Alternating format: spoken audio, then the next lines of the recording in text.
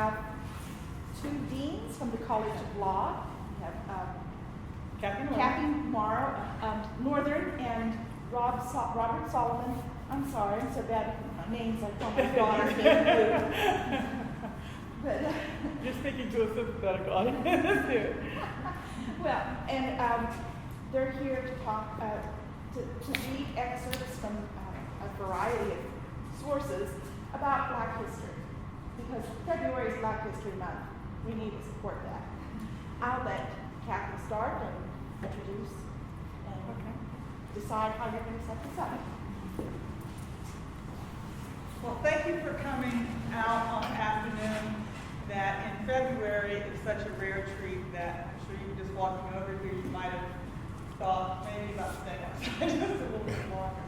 I'm Kathy Northern. I'm the Associate Dean over at the Morris College of Law. And we had hoped to have some of my students from a pipeline program that I'm going to talk with you about a little bit later here. But we have a rule in the program about taking them out of school, and when we did the logistics about when they got out of school, getting on the bus to get down here on campus, we just didn't think they would make it on time. So you will have to hear from Rob and I today. But I'll talk a little bit more about the program later. Okay. Well, as Kathy indicated, I'm Robert Solomon, and I serve as Assistant Dean for Admissions and Financial Aid and Director of Diversity and Inclusion in the College of Law. I'm an Ohio kid and went to undergrad out of state, and I went to law school at Ohio State before practicing, and then after some years getting into legal education. And law school actually stimulated my love of reading. I didn't read that much before law school, and then all of a sudden, once I had to read all these dreadful things, since I had developed the tools or the muscles to read, then I decided that I'd start reading some things I wanted to read. And so I was happy to kind of look through my library of things that I wanted to share, which is tough because there are a lot of different things. So I've selected two possible things because Kathy and I had talked about a variety of pieces that celebrate Black history. The first piece is just a small excerpt from a book, Mirror to America, by John Hope Franklin, who is a noted American historian. Lived over 90 some years old. He passed away in 2009, and in fact, I got this particular book when he was on campus speaking, and I'm happy that I got an autograph. But he went to Fisk University, which is a historically Black institution, and then he earned his PhD from Harvard University. And he's just been prolific in his research and his scholarship, and has taught at the University of Chicago and Duke and just a number of places, and has an incredible legacy. So this is his autobiography, and it's titled The 20th Century Fight for Civil Rights, told in the first person singular by a preeminent American historian. And his first chapter is entitled No Crystal Stair. And he goes through and talks about a few things, and I'm just going to read a little bit there and share with you what he discusses. Living in a world restricted by laws defining race, as well as creating obstacles, disadvantages, and even superstitions regarding race, challenged my capacities for survival. For 90 years, I have witnessed countless men and women likewise meet this challenge. Some bested it, some did not. Many had to settle for any accommodation they could. I became a student and eventually a scholar, and it was armed with tools of scholarship that I strove to dismantle those laws, level those obstacles and disadvantages, and replace superstitions with humane dignity. Along with much else, the habits of scholarship granted me something many of my similarly situated contemporaries did not have. I knew or should I say know, what we are up against. Slavery was the principal centerpiece for the New World Order that set standards of conduct, including complicated patterns of relationships. These lasted not merely until emancipation, but after Reconstruction and on into the 20th century. Many of them were still very much in place when beginning at the late 1950s. The sit-ins, marches, and the Black Revolution began a successful onslaught on some of the antebellum practices that had become a part of the very fabric of society in the New World, and American society in particular. Born in 1915, I grew up in a racial climate that was stifling to my senses and damaging to my emotional health and social well-being.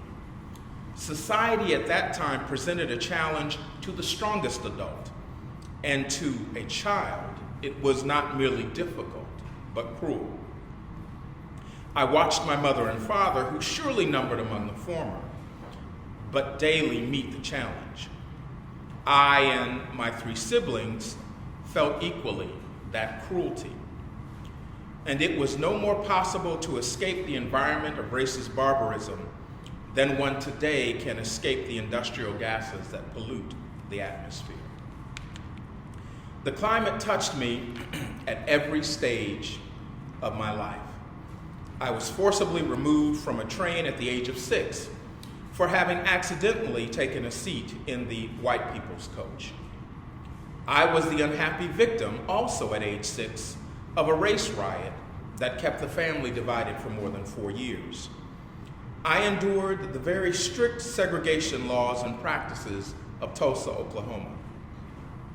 I was rejected as a guide through the busy downtown Tulsa traffic by a blind white woman who discovered that the 12-year-old at her side was Black. I underwent the harrowing experience as a 16-year-old college freshman of being denounced in the most insulting terms for having the temerity to suggest to a white ticket seller a convenient way to make change. More harrowing yet was the crowd of rural white men who confronted me and then nominated me as a possible Mississippi lynching victim when I was 19. I was refused service on a date as a Harvard University graduate student at the age of 21. Racism in the Navy turned my effort to volunteer during World War II into a demeaning embarrassment, such that at a time when the United States was ostensibly fighting for the 4 freedoms, I struggled to evade the draft.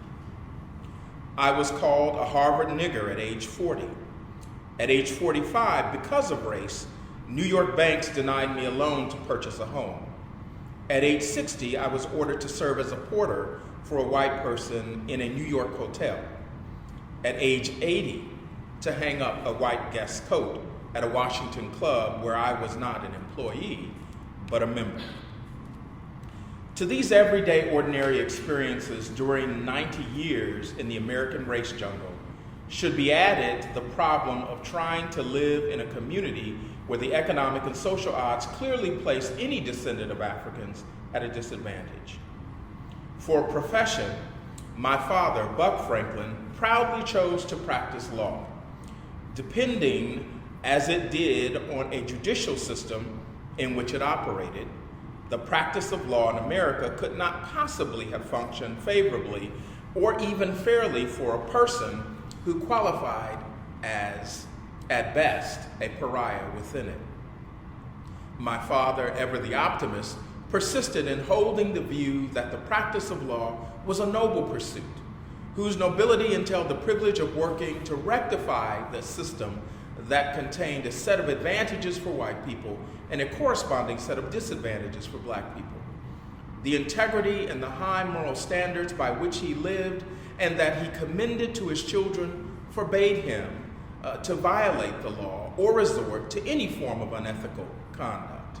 And as his children, we had to adjust ourselves to dignified, abject poverty.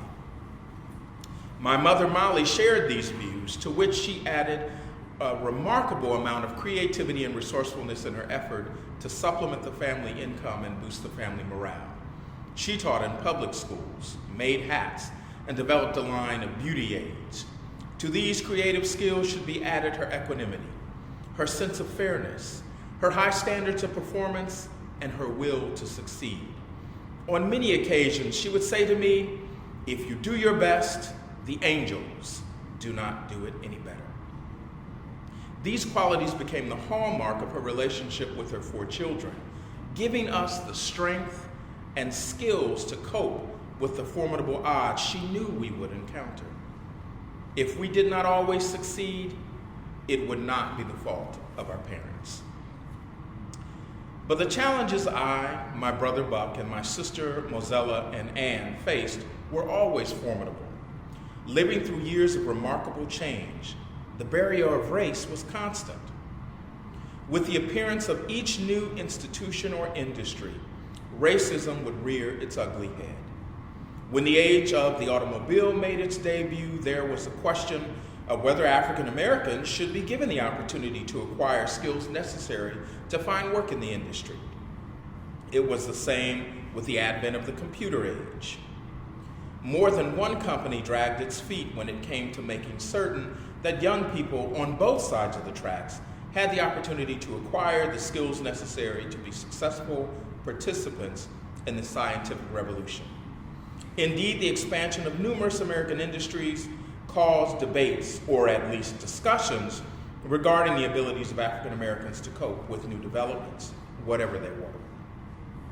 Even at the end of the 20th century, many Americans continued to debate 19th century racial theories regarding the abilities of blacks to see at night, to make accurate calculations, and to learn foreign languages. These debates range from discussions having to do with the effect of African Americans on the gross national product, to their ability to resist diseases or their capacity to adjust to new educational and cultural developments. Throughout a life spent at the intersection of scholarship and public service, I have been painfully aware that superstitions and quaint notions of biological or even moral differences between blacks and whites continue to affect race relations in the United States, even into the 21st century. Now, he goes on to talk about a number of things, and the book goes on, but I chose this because my sense that there are so many people who have forgotten our history, and it seems to be fading because of the progress that has been made, and yet there's still more progress to be made. There are many people who don't remember the history and what individuals dealt with, and why there are so many visceral reactions to some people's responses to having an African American president.